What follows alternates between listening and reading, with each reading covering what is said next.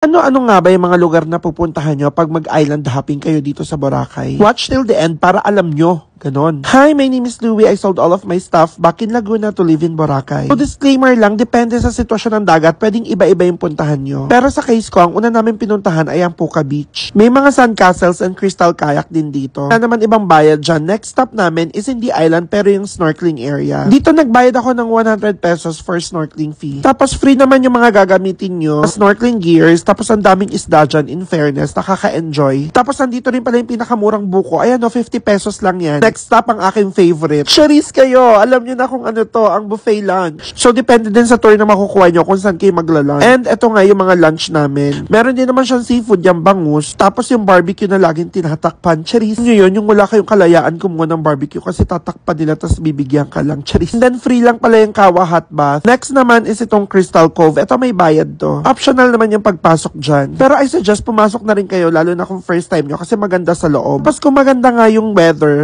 makakababa at makakaswimming kayo sa mga coves. Yan, ganyan yung itsura niya, di ba napaka-peaceful. Pero depende yan sa hangin and sa weather condition syempre. Pero ayun, na-enjoy ko nga to, kaya naman I recommend na visit nyo din sila. So again, pwedeng mag-iba-iba yung destination nyo, depende sa lakas ng alon and sa weather conditions. Yun lang, you have to follow for more. Bye!